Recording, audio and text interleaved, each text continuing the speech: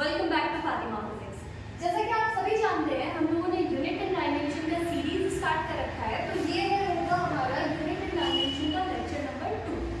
Previous lecture में हम लोगों ने किस बारे में बात किया था? तो प्रीवियस लेक्चर में हम लोगों ने बात किया था कि यूनिट क्या होता है, कितने टाइप्स का यूनिट होता है, इन सब के बारे में डिटेल्ड डिस्कशन हम लोगों ने लास्ट वीडियो में किया था, जो आपको जिसकी टॉपिक आपको मिल जाएगी unit and dimension 01 Fatima physics करेंगे तो आपको मिल जाएगा।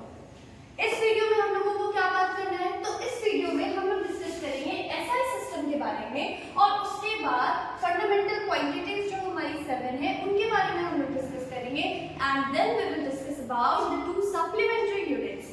ठीक है, चलिए सबसे पहले बात करते हैं कि व्हाट इज एसआई सिस्टम। सबसे पहले क्या बात करेंगे? एसआई सिस्टम होता है।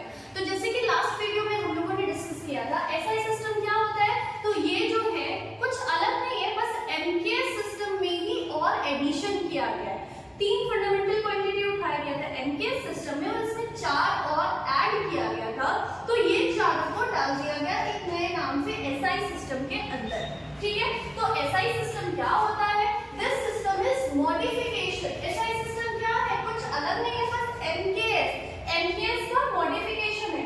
तो this system is modification of MKS system, and दस, और इसी वजह से इसको क्या बोलते हैं? It is also known as rationalised MKS system. ये क्या है? एमकेएस का मॉडिफिकेशन है, तो इसी वजह से इसको क्या बोला जाता है? बोलो साथ में, रैशनलाइज्ड एमकेएस सिस्टम। ओके, ठीक है। उसके बाद नेक्स्ट है हमारे पास कि अभी प्रेजेंट डेट में हम देखो हमने सबसे पहले क्या पढ़ा? FPS system, then we studied about the CGS system, then MKS system, now we are studying about SI system. लगातार आ रहा है। तो अभी के डेट में, right now in the world which we are living in, अभी के टाइम पे कौन सा सिस्टम एक्सेप्ट किया जाता है? कौन सा ऐसा सिस्टम है जिसको अभी एक्सेप्ट किया जाता है? तो अभी के टाइम में जो इंटरनेशनली एक्सेप्टेड सिस्टम है वो है हमारा एसआई सिस्टम। कौन सा? SI system. तो at present internationally accepted system for measurement is our SI system। ठीक है, उसके बाद आता है SI system में क्या होता है? तो 7 फंडामेंटल क्वांटिटीज होती है। SI system में कितना फंडामेंटल क्वांटिटी होता है? 7 फंडामेंटल क्वांटिटी होता है। और क्या होता है? 2 सप्लीमेंट्री यूनिट्स भी होता है, जिसको किस नाम से जानते हैं? बताया था लास्ट क्लास में, रेडियन और स्टेरेडियन। किस नाम से जानते हैं? रेडियन और स्टेरेडियन। ठीक है, इसको नोट कीजिएगा।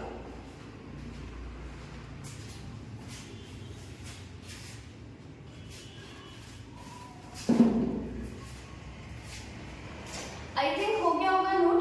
ठीक है, एसआई सिस्टम का फुल फॉर्म क्या होता है? तो एसआई सिस्टम का फुल फॉर्म होता है इंटरनेशनल स्टैंडर्ड, या फिर स्टैंडर्ड इंटरनेशनल सिस्टम भी बोलते हैं। क्लियर हो गई बातें?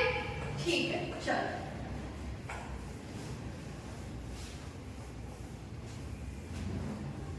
अब जो हमारे पास हमारा 7 फंडामेंटल क्वांटिटीज है ना, इसके बारे में हम डिस्कस करेंगे। कितना फंडामेंटल क्वांटिटीज है अपने पास? 7। कितना है?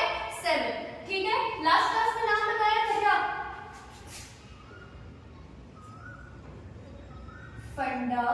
Fundamental quantities.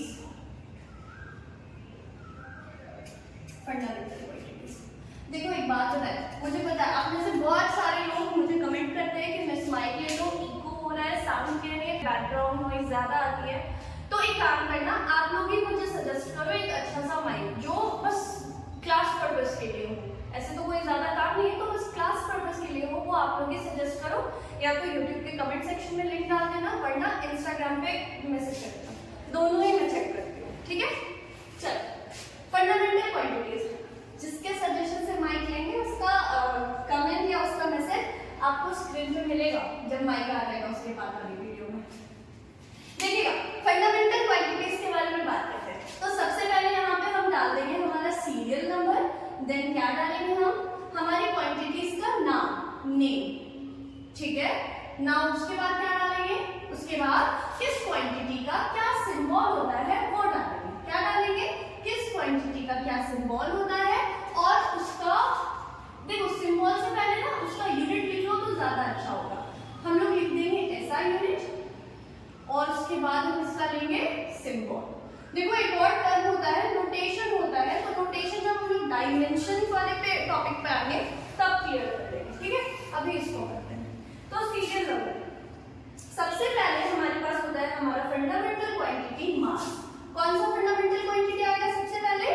मास, ठीक है। मास के बाद क्या आएगा? तो मास के बाद आएगा हमारे पास हमारा लेंथ, उसके बाद टाइम, देन 7 था ना टोटल टाइम, उसके बाद एकदम सही टेम्परेचर, साथ साथ बोलिए आप लोग, ठीक है। Temperature, then current electricity, very nice.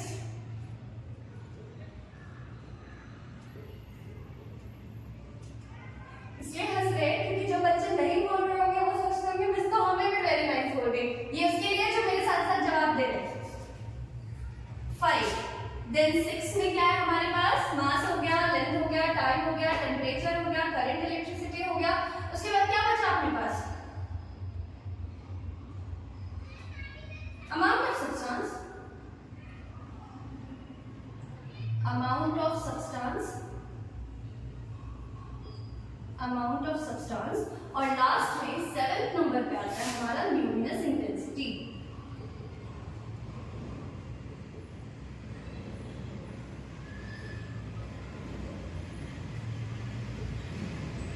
ठीक है, देखो इन सारे टर्म्स से तो आप वाकिफ हो गए। आपके पास सिर्फ एक नया टर्म होगा और वो होगा आपका ल्यूमिनस इंटेंसिटी। देखो जो 12th वाले हैं वो समझ पाएंगे, ल्यूमिनस इंटेंसिटी फ्लक्स मेजर करके आपको देता है। अगर कोई लाइट जल रहा है तो गिवन एरिया में से कितना लाइट पास करेगा, मतलब फ्लक्स, तो वो ही ये देता है, ठीक है। चलेगा, मास का ऐसा ही, मास को किस में मेजर करते हैं? किलोग्राम में, वेरी नाइस। इसमें से जो लोग मीटर बोल रहे हैं गलत बात। लेंथ को मीटर में मेजर करते हैं, नेक्स्ट टाइम को सेकंड में मेजर करते हैं, उसके बाद टेम्परेचर को किस में मेजर करते हैं? केल्विन में। अदर यूनिट्स भी होते हैं इसके, डिग्री सेल्सियस वगैरह होता है, लेकिन टेम्परेचर को मेजर करने का ऐसा यूनिट क्या होता है? तो ऐसा यूनिट होता है केल्विन। करंट इलेक्ट्रिसिटी को एम्पियर, अमाउंट ऑफ सब्सटेंस को किस में मेजर करते हैं?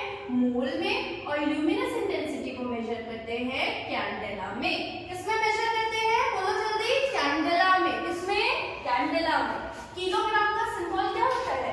किलोग्राम का सिंबल होता है केजी, मीटर का सिंबल होता है एम, सेकंड के लिए होता है एस, केल्विन के लिए के, या फिर कहीं कहीं किसी बुक में थीटा भी मिलता है तो के या फिर थीटा, एम्पियर के लिए आई, या फिर कभी कभी कैपिटल ए भी होता है।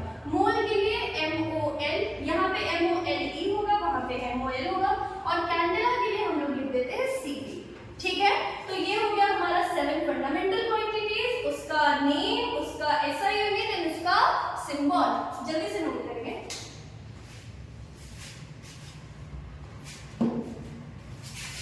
आई थिंक आप लोगों ने नोट कर लिया होगा।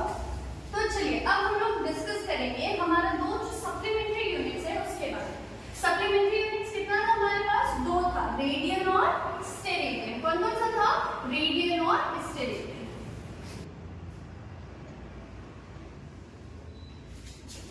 हाँ, तो देखो सप्लीमेंट्री यूनिट्स क्या होता है? तो SI सिस्टम में 2 सप्लीमेंट्री यूनिट का को भी डिफाइन किया गया है, किसके साथ?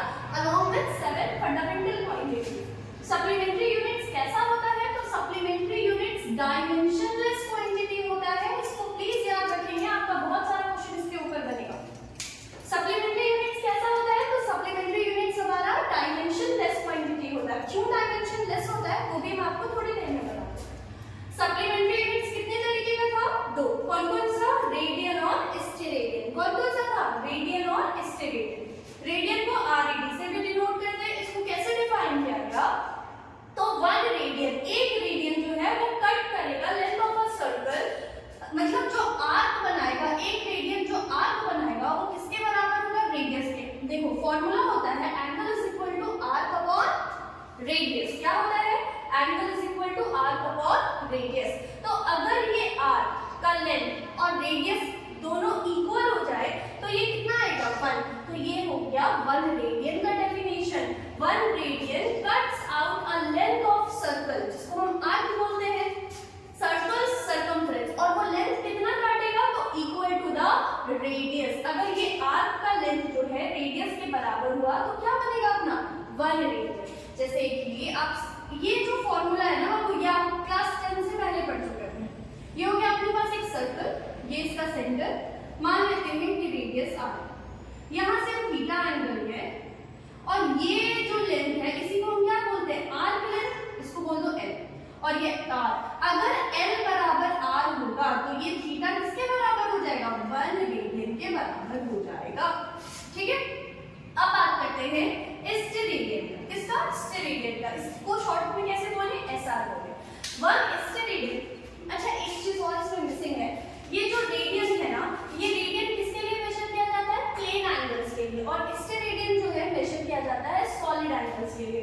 तो रेडियन में आप एक और यहाँ एंगल डाल के लिख देंगे, इट इज यूज्ड, रेडियन जो एंगल है, रेडियन हमारा SI होता है, रेडियन जो एंगल है उसका इस्तेमाल क्यों किया जाता है प्लेन एंगल्स को, जैसे कि angle of the square, angle of the triangle, मतलब 2 डायमेंशनल फिगर्स में जो भी एंगल्स होंगे उनको मेजर किया जाता है रेडियन में। तो यहाँ क्या लिखेंगे it is used to measure plane angles. ठीक है, और स्टेरेडियन इसका काम क्या है, it is used to measure solid angle. Solid angle क्या समझाते हैं, लिख दो ना यहाँ पे, it is used to measure, it is used to measure plane angle। और स्टेरेडियन में क्या आएगा, it is used to measure, it is used to measure solid angle। ठीक है, ओके। 1 स्टेरेडियन को कैसे डिफाइन किया गया, तो 1 steradian is cuts out an area, क्या होगा area of a sphere equal to radius square. अगर कोई स्फीयर है, कोई एंगल बन रहा है, अब देखो स्फीयर है, जैसे तुम अपना कोन ले लो, आइसक्रीम खाते हो ना कोन वाली, तो उसमें जो कोन होता है, जो आइसक्रीम खाते खाते खाते खाते लास्ट में छोटा सा कोन बनता है तो वहां एक एंगल बनता होगा, वो एंगल हमारा होता है solid angle, 3 dimensional angle.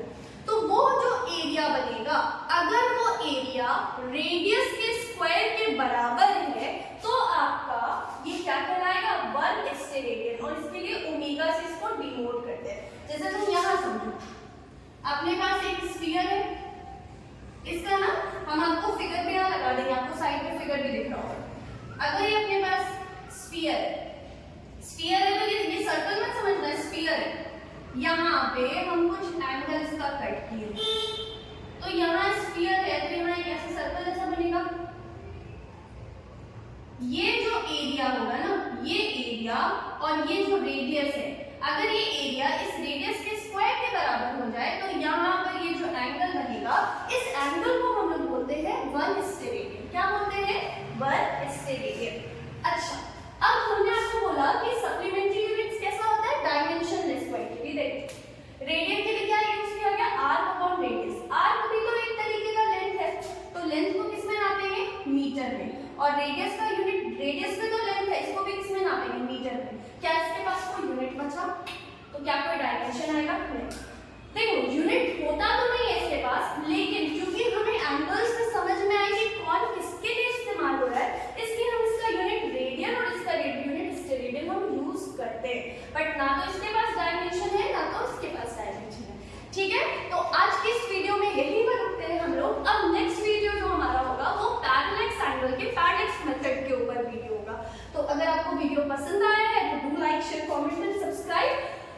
Like करो, शेयर करो, कमेंट करो, सब्सक्राइब करो, दोस्तों के साथ शेयर करो, और किसी भी तरीके की क्वेरी के लिए इंस्टाग्राम पे फॉलो करिए, इंस्टाग्राम पे मैसेज कीजिए कोई भी क्वेरी है तो। Otherwise thank you, keep watching, bye bye.